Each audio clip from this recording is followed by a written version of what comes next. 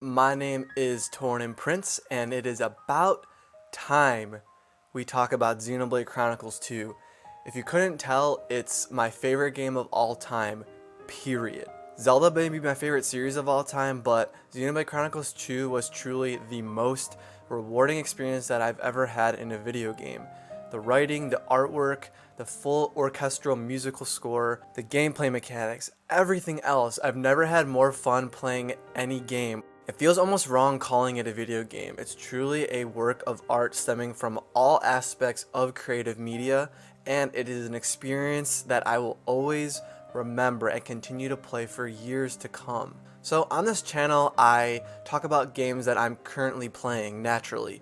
When I started YouTube back at the beginning of this year, I had already logged hundreds of hours into Xenoblade Chronicles 2, and I was finally just barely moving on and playing other games, especially since the Torna DLC had only released a few months prior.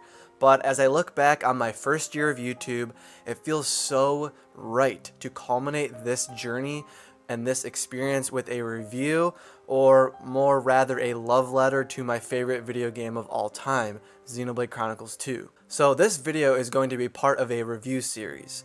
That's right, we're going to break down all the major aspects of this massive JRPG in a 5-part video review series. So I watched Arlo do this same concept for Breath of the Wild, and I thought that it would be cool to do this for my favorite game as well. I wanted to relive all my favorite moments and just appreciate everything that this game has to offer.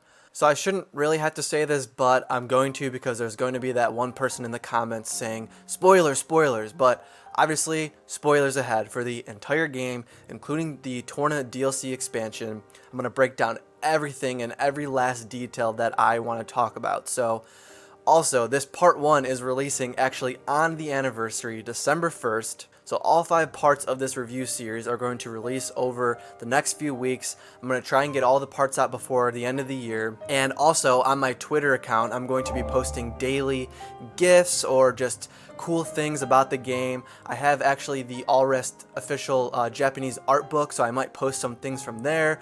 Or I might just post funny gifs of Tora saying weird things. So make sure to follow me on Twitter so you can see all that cool stuff that I have planned this month. But with all that out of the way, let's talk about my favorite game of all time, Xenoblade Chronicles 2.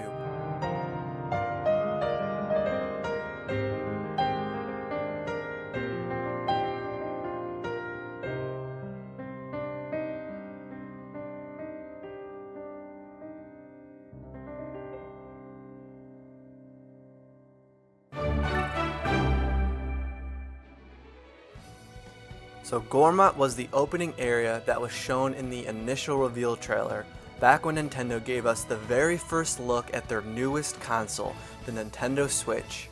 Seeing Gormat's towering head marching forward through this unknown cloud sea was truly spectacular.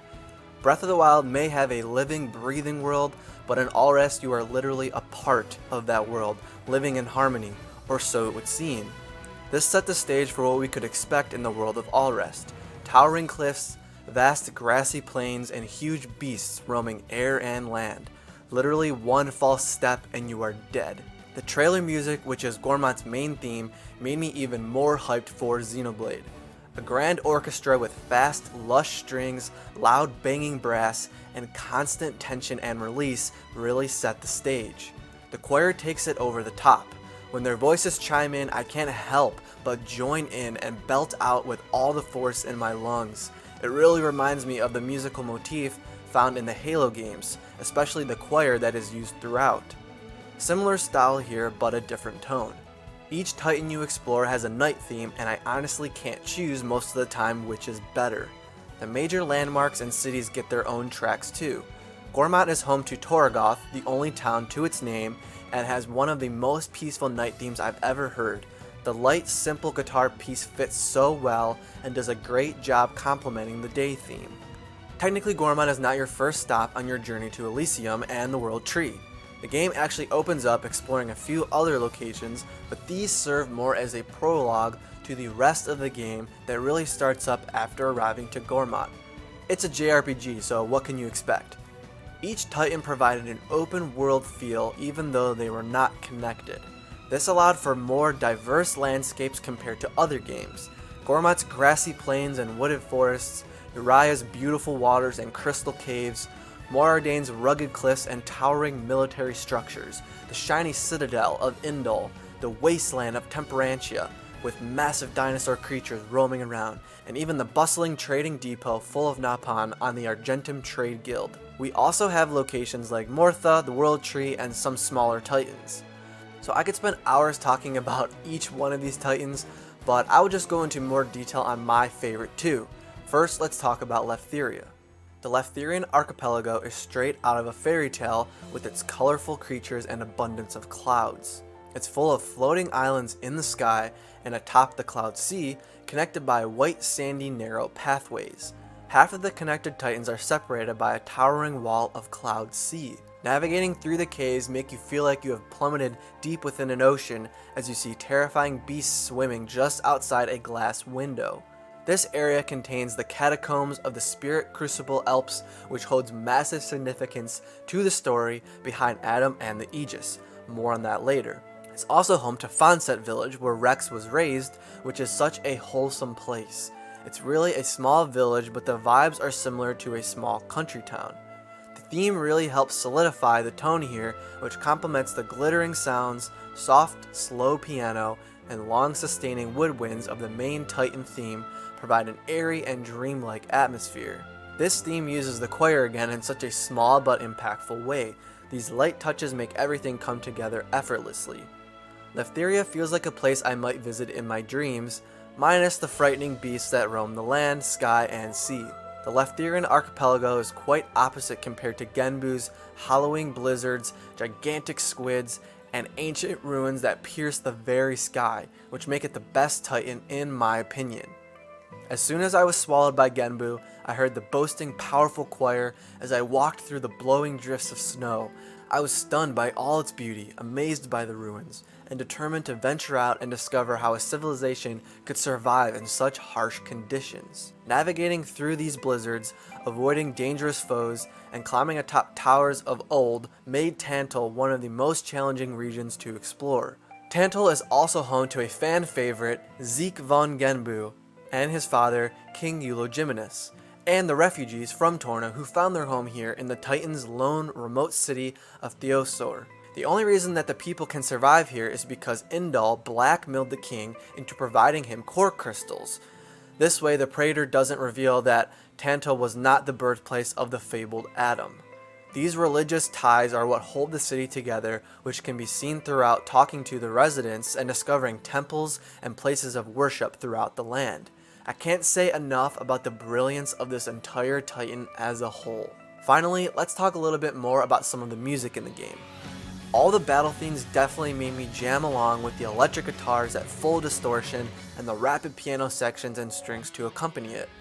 My favorite battle theme has to be Counterattack. Xenoblade is known for its heavy rock battle themes, and this track does not disappoint. It plays for the first time during one of the most climactic points in the game, which we will talk about more later. I really enjoy the contrast between the piano and electric guitar with heavy distortion. I particularly like the constant tension and release, which make these battles super intense and really amp me up. The strings, electric guitar solos, piano, and all the other little instrument parts that are heard fit together so well to make a truly epic battle theme. One of my other favorite tracks has to be Jump Towards the Morning Sun, which you might not even know. It can definitely go unnoticed as it's short and not played very much. When I first heard it, I spent hours searching for it on YouTube but didn't know what it would be called. It's played during some of the Blade quests. It's the most upbeat, joyful tune I've ever heard, so positive and so bright. It makes me feel like I can accomplish anything.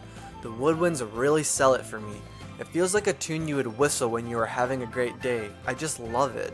I've always loved the combination of traditional orchestral instruments like woodwinds and strings with drums and electric guitars. Make sure to really listen to all the little adornments like the xylophone found in the transitions, the horns complementing the melody, the glittering effects, and everything else that this track encompasses. Now, how perfect is the Napon theme?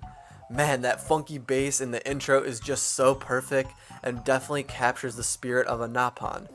This track also plays for all the comedic moments in the game. It's sort of all over the place, which is why it works. It basically plays at a moment where one might facepalm themselves or shake their head, after Tora says something funny, or at a moment where he might be embarrassed.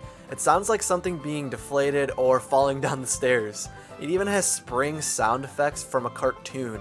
It's wacky and all over the place and is a perfect fit for the Nopon and these particular story moments. Now, Tantal's theme is easily my favorite. When that bass drops in the main theme, man does it get my blood pumping. It's my favorite orchestral arrangement in the entire game. With video game music, it's not always just about which track is necessarily the best when listening to it outside of the game. Although Tantal's theme definitely holds its own. But to me, it's also about how that track makes you feel and how it supplements the world in which you are adventuring through. Tantal's theme is everything you want in a location's theme. All the emotions that it makes you feel are exactly what you should feel in a place like Tantal. In this way, it's clear that the composers were deliberate and knew exactly what they were doing. That's the mark of a truly genius composer. It's one thing to create a fantastic piece, but when it's used in this way to evoke emotions and immerse yourself in the world, it's just truly brilliant. I can't thank the composers enough for the entire score of Xenoblade Chronicles 2. I'll be listening to these tracks for years to come so that I can imagine myself entering that world again for the first time and keep reliving all those experiences that I had. What is your favorite Titan in the game and why is it special to you? I'll be touching on all these Titans again in other parts of this review series, so don't worry if I didn't talk about one of your favorites. Expect part 2 to this review series to be released soon, which will cover the story, characters, and the ending. Be sure not to miss it.